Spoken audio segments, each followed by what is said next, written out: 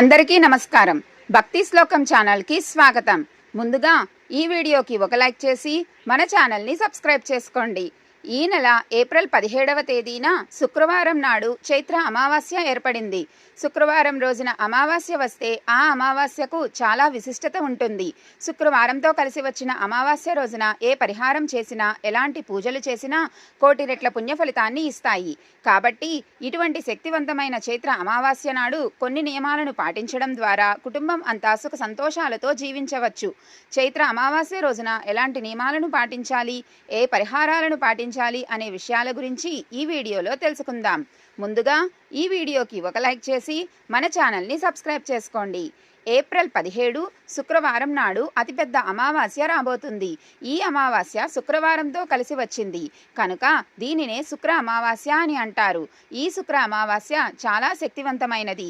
అమావాస్య శుక్రవారం వచ్చిందంటే ఆ రోజు నియమ నిష్టలతో లక్ష్మీదేవిని పూజించాలి. ధనానికి అధిదేవత లక్ష్మీదేవి కాబట్టి లక్ష్మీదేవిని ఎవరైతే నియమ నిష్టలతో పూజిస్తారో అలాంటి వారి ఇంట్లో లక్ష్మీదేవి తిష్ట వేసుకొని కూర్చుంటుంది. ఆ తల్లి మనకు కావలసినంత ఐశ్వర్యాన్ని ఇస్తుంది, మన జీవితాన్ని మార్చేస్తుంది, అన్ని విధాలుగా కలిసి వచ్చేలాగా చేస్తుంది. ఒక రకంగా చెప్పాలి అంటే మన జీవితంలో ఇబ్బందులు అనేవి లేకుండా చేయడానికి ఆ తల్లి మనకు ఎంతో మేలు చేకూరుస్తుంది. సాధారణంగా అమావాస్య అంటే చాలామంది భయపడిపోతూ ఉంటారు. చెడు జరుగుతుందని లేదా నెగిటివ్ ఎనర్జీ ఎక్కువగా ఉంటుందని కంగారు పడుతూ ఉంటారు. కానీ శాస్త్రం ప్రకారం కొన్ని అమావాస్యలు సిరి సంపదలను ఇచ్చేవిగా ఉంటాయి. అందులోనూ శుక్రవారం కలిసి వచ్చిన ఈ అమావాస్య అంటే సాక్షాత్తు ఆ లక్ష్మీదేవికి ఎంతో ఇష్టమైన రోజు. కాబట్టి ఈ అమావాస్య శుక్రవారం రోజున ఉదయాన్నే నిద్రలేచి శుచిగా ఇల్లంతా కూడా శుభ్రం చేసుకోవాలి. అయితే ఇల్లు తుడిచే నీటిలో ఒక గుప్పెడు రాళ్ల ఉప్పు, చిటికెడు పసుపు వేసి ఇల్లంతా కూడా ఆ నీటితో క్లీన్ చేయండి. తద్వారా ఇంట్లో ఉన్నటువంటి నకారాత్మక శక్తులు తొలగిపోతాయి. ఆ తర్వాత ఇల్లంతా కూడా పసుపు నీళ్లు ఖచ్చితంగా చల్లుకోండి. అమావాస్య రోజున భూమిపైన ఎన్నో దుష్టశక్తులు ప్రవేశిస్తూ ఉంటాయి. ఆ దుష్టశక్తుల చెడు ప్రభావం మన ఇంటి మీద పడకుండా ఉండాలి అంటే ఖచ్చితంగా మీ ఇంట్లో పసుపు నీళ్లు చల్లుకోవాలి. తరువాత శుచిగా తలస్నానం చేయండి. స్నానం చేసే నీటిలో కొంచెం పసుపును వేసుకొని స్నానం చేస్తే పుణ్యనదుల్లో గంగా స్నానం చేసినంత ఫలితం దక్కుతుంది. అలాగే ఉతికిన వస్త్రాలు ధరించండి. అమావాస్య అంటే లక్ష్మీదేవికి చాలా ఇష్టం కాబట్టి లక్ష్మీ కటాక్షాన్ని సంపూర్ణంగా పొందాలనుకునేవారు, రాత్రికి రాత్రే ఐశ్వర్యాన్ని పొందాలనుకునేవారు మీ పూజ గదిలో ఉన్న లక్ష్మీదేవి పటం ముందు ఆవు నెయ్యితో దీపాన్ని వెలిగించండి.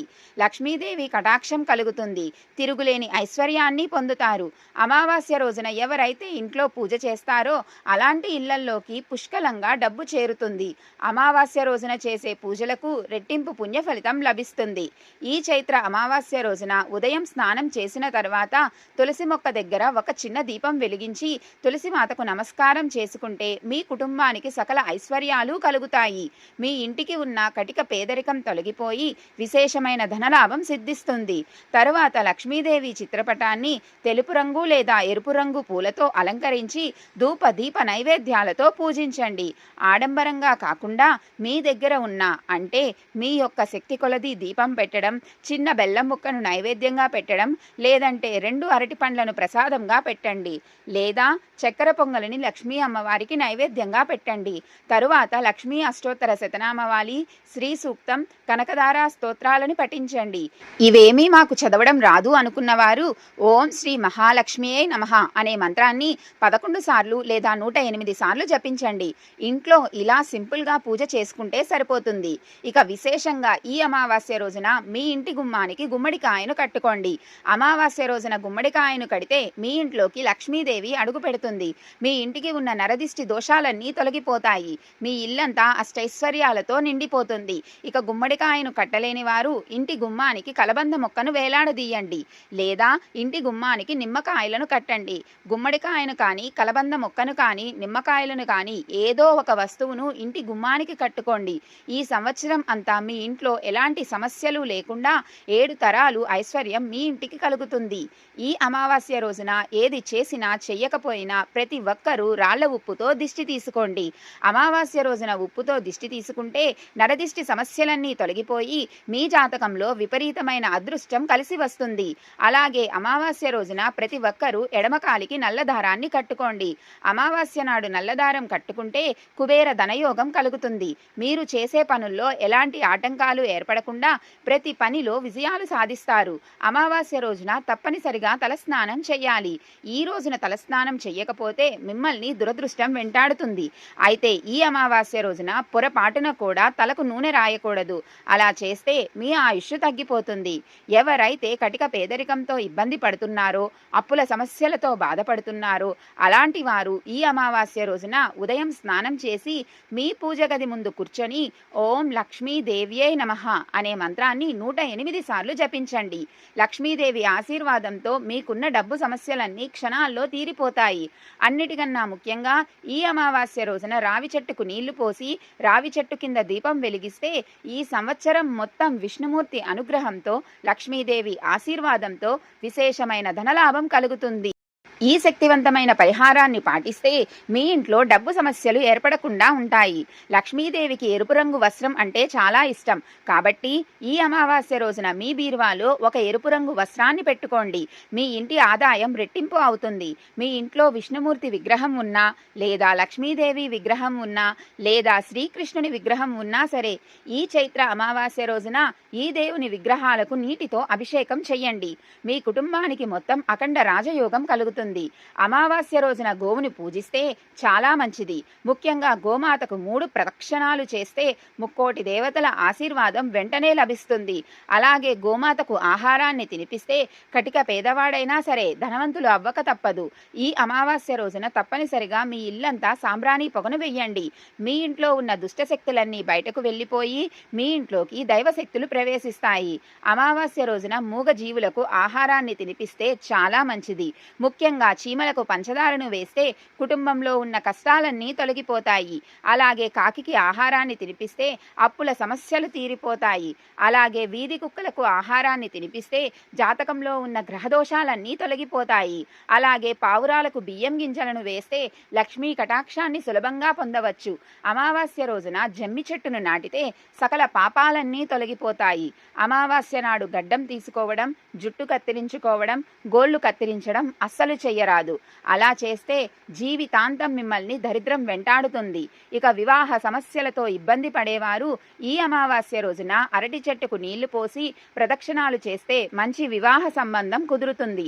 మీ ఇంటికి పితృదోషాలు ఉంటే తరతరాలుగా మీ కుటుంబాన్ని సమస్యలు వెంటాడుతాయి. త్వరగా పెళ్లిళ్లు కాకపోవడం, సంతానం లేకపోవడం, ఇంట్లో డబ్బు సమస్యలు ఏర్పడడం, అలాగే అనారోగ్య సమస్యలు, భార్యాభర్తల మధ్య గొడవలు రావడం, ఇలాంటి సమస్యలతో బాధపడే వారికి ఖచ్చితంగా పితృదోషాలు ఉన్నట్టే. కాబట్టి ఈ అమావాస్య రోజున ఎవరికైనా 11 మందికి నిమ్మకాయ పులిహోర ప్యాకెట్లను పంచిపెట్టండి. మీ కుటుంబానికి ఉన్న పితృశాపాలు తొలగిపోతాయి. అమావాస్య అంటేనే అది ఒక చాలా పవర్ఫుల్ డే అనే విషయం ఇప్పటికీ చాలా మందికి తెలియదు. పవర్ఫుల్ డే అనగానే అందరూ భయపడిపోతూ ఉంటారు. కానీ అమావాస్య అంటే భయపడవలసిన అవసరం లేదు. అమావాస్య తిథి అనేది శుక్రవారంతో కలిసి వస్తే అది మరింత శక్తివంతంగా మారుతుందని శాస్త్రాలు చెబుతూ ఉన్నాయి. శుక్రవారం రోజు అమావాస్య తిథి కలిసి వస్తే దానిని శుక్ర అమావాస్య అంటారు. అంతేకాదు, ఇలా శుక్రవారం రోజు అమావాస్య కలిసి వస్తే ఆ రోజు అమ్మవారికి కూడా చాలా ఇష్టం. ఈ రోజు పరిహారాలు చేసుకోవడానికి కూడా చాలా మంచి రోజు. మంగళవారం అష్టమి కలిసి వచ్చిన రోజు, సోమవారం అమావాస్య కలిసి వచ్చిన రోజు, శనివారం త్రయోదశి కలిసి వచ్చిన రోజు, శనివారం అమావాస్య కలిసి వచ్చిన రోజు, ఆదివారం అమావాస్య కలిసి వచ్చిన రోజు, ఇలా కొన్ని రోజుల్లో కొన్ని తిథులు కలిసి రావడాన్ని శుభంగా పరిగణిస్తారు. అలాంటి వాటిల్లో ఈ శుక్రవారము అమావాస్య కలిసి వచ్చిన రోజు కూడా ఒకటి. ఇలాంటి రోజు కోసం అమ్మవారి భక్తులు వేచి చూస్తూ ఉంటారు. ఇలా శుక్రవారం అమావాస్య కలిసి వచ్చిన రోజున లక్ష్మీదేవిని పూజిస్తే ఎలాంటి ధనపరమైన సమస్యలు ఉన్నా తొలగిపోతాయి. పూజ అంటే పెద్ద పూజలు చేయవలసిన పని లేదు. చక్కగా మీకు తోచిన విధంగా సింపుల్గా పూజ చేసుకుంటే చాలు. అలా పూజ చేశాక దానిమ్మ పండు గింజలు నివేదన చేయండి. ఈ రోజు మీరు చేసే లక్ష్మీ అమ్మవారి పూజ కన్నా పెట్టే నైవేద్యం చాలా ఇంపార్టెంట్. దానిమ్మ పండుకు ఈ రోజు అంత ప్రత్యేకత ఏర్పడుతుంది. దానిమ్మ పండ్లు అంటే అమ్మవారికి చాలా ఇష్టం. ఎందుకంటే దానిమ్మ పండ్లు ఎర్రగా చాలా అట్రాక్టివ్గా ఉంటాయి. దానిమ్మ పండును పువ్వులాగా కూడా కోసుకుంటారు. దానిమ్మ పండు తొక్క తీయగానే గింజలన్నీ కూడా చక్కగా అందంగా కనిపిస్తాయి. దానిమ్మ పండులో లక్ష్మీదేవి ఉంటుంది. అందుకే అమావాస్య శుక్రవారం కలిసి వచ్చిన రోజున లక్ష్మీదేవిని తోచిన విధంగా పూజించి దానిమ్మ పండును నివేదన చేయండి. ఆ తర్వాత దానిమ్మ పండు గింజలను ఇంట్లో వారందరూ కూడా ప్రసాదంగా స్వీకరించి తినండి. ఈరోజు మనం చేసుకునే మరొక అద్భుత పరిహారం ఏమిటి అంటే ఉప్పు పరిహారం. రాళ్ల ఉప్పుతో మీరు ఇలా పరిహారం చేసుకుంటే మీకు బాగా కలిసి వస్తుంది. ఒక్కొక్కరు ఒక్కొక్క రకంగా పిలుస్తారు. కొంతమంది రాళ్ల ఉప్పు అంటారు, కల్లుప్పు అంటారు, దొడ్డుప్పు అంటారు, రాక్ సాల్ట్ అంటారు, అలానే గల్లుప్పు అని కూడా అంటారు. ఇలా రకరకాలుగా పిలవడం అనేది జరుగుతుంది. ఈ రోజున ఏం చేయాలి అంటే ముందుగా గుప్పెట్లో ఉప్పుని తీసుకొని పిల్లలకు దిష్టి తీయండి. రాళ్ల ఉప్పుతో దిష్టి తీస్తే చాలా మంచిది. ఇలా దిష్టి తీయడం వలన పిల్లలపైన ఏదైనా చెడు ప్రభావం ఉంటే వితిన్ సెకండ్స్లోనే అది తొలగిపోతుంది. సాయంత్రం సంధ్యా సమయంలో గనక ఉప్పుతో దిష్టి తీసుకుంటే చాలా అద్భుతమైన ఫలితాలు ఉంటాయి. ఇది పెద్దవారు పిల్లలు ఎవరైనా సరే చేసుకోవచ్చు. ఈసారి అమావాస్య శుక్రవారం వచ్చింది కాబట్టి ఉదయాన్నే లేవడం, శుచిగా స్నాన కార్యక్రమాలు చేసుకోవడం, ఇంటిని వాకిలిని శుభ్రం చేసుకోవడం, ఇంట్లో పసుపు నీళ్లు చల్లుకోవడం, వాకిట్లో ముగ్గు పెట్టుకోవడం, తరువాత లక్ష్మీదేవికి ఆవునేతితో దీపం పెట్టడం వల్ల లక్ష్మీదేవి అనుగ్రహం తొందరగా కలుగుతుంది. ఆ తల్లి తొందరగా ప్రసన్నమవుతుంది. మనకు కావలసినంత ఐశ్వర్యాన్ని ఇస్తుంది. మన జీవితంలో ఉండే కష్టాలను నష్టాలను తొలగిస్తుంది. ఈ రోజున మీరు స్నానం చేసే నీళ్ళల్లో కొంచెం పసుపు కలుపుకొని చేస్తే మీకున్న జాతక దోషాలన్నీ తొలగిపోతాయి. అలాగే ఈ అమావాస్య రోజున మీరు ఖచ్చితంగా కొన్ని యాలకలను కొని తెచ్చుకోండి. యాలకలు ధనాన్ని ఆకర్షించడమే కాదు, రుణ బాధలని తీసేస్తాయి, అద్భుతమైన ఫలితాలను ఇస్తాయన్నమాట. డబ్బుని 4 దిక్కుల నుంచి కూడా ఆకర్షించడానికి యాలకలు మనకు ఉపయోగపడతాయి. అలాగే కల్లుప్పు కూడా ఖచ్చితంగా ఇంటికి తెచ్చుకోవాలి. ఈ ఉప్పు ఎన్నో మంచి గుణాలను కలిగి ఉంటుంది అన్నమాట. రాళ్ల ఉప్పు అతీత శక్తివంతమైనదని మనకు పురాణాలలో చెప్పబడుతుంది. అందుకే ఎవరైతే 10 రూపాయలు పెట్టి రాళ్ల ఉప్పును కొని ఇంటికి తెచ్చుకుంటారో అలాంటి వాళ్ళ యొక్క జీవితం మారిపోతుంది. పేదరికం నుంచి బయటపడతారు. అన్ని విధాలుగా కూడా వారికి బాగా కలిసి వస్తుంది. ఇబ్బందులు అనేవి తగ్గిపోతాయి. ఆర్థికంగా వాళ్ళకి బాగుంటుంది. ఈ రాళ్ల ఉప్పు మన ఇంట్లో ఉన్న నెగటివ్ ఎనర్జీని తీసేస్తుంది. మీ ఇంట్లో ఉన్న దరిద్ర దేవతను బయటకు పంపిస్తుంది. లక్ష్మీదేవి మీ ఇంట్లోకి అడుగు పెడుతుంది. ఈ అమావాస్య రోజున కొన్ని నియమాలను తప్పక ఆచరించాలి. ఎందుకు ఆచరించాలి అని మీకు సందేహం రావచ్చు. అమావాస్య రోజు ఎంత మంచి ఉంటుందో అంత చెడు కూడా ఉంటుంది. అమావాస్య రోజు భూమిపైన ఎన్నో దుష్టశక్తులు సంచరిస్తూ ఉంటాయి. కాబట్టి దూర ప్రయాణాలు చేయకూడదు. ముఖ్యంగా రోడ్ల మీద వెళ్ళేటప్పుడు జాగ్రత్తగా వెళ్ళాలి. రోడ్ల మీద వెళ్ళేటప్పుడు చూసుకొని నడవాలి. రోడ్ల మీద చాలా మంది దిష్టి తీసుకొని పడేస్తూ ఉంటారు. వాళ్ళు వీళ్ళు తిప్పేసుకొని పడేస్తూ ఉంటారు. కాబట్టి రోడ్ల మీద నడిచేటప్పుడు కొంచెం జాగ్రత్తగా నడవండి. అలాగే ఈ రోజు జుట్టు కత్తిరించడం కానీ, గోర్లు కత్తిరించుకోవడం కానీ, తలను విరబోసుకోవడం కానీ చేయకూడదు.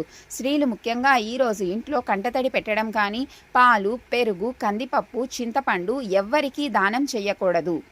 అలా చేస్తే మీ జీవితంలో లక్ష్మీదేవి మీ ఇంట్లో నివసించదు.